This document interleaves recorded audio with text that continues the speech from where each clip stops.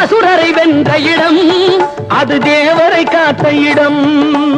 ஆவணி மாசையிலும் வரும் ஐப்பசி திங்களிலும் அன்பர் திருநாள் காணும் இடம், அன்பர் திருநாள் காணும் இடம்.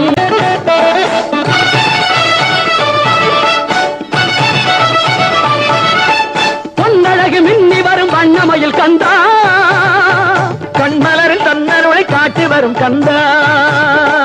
பொன்னழகு மின்னி வரும் வண்ணமயில் கந்தா, கண்மலரில் தன்னருளை காட்டி வரும் கந்தா. நம்பியவர் வந்தால் நெஞ்சுருகி நின்றார் கந்தா முருகா.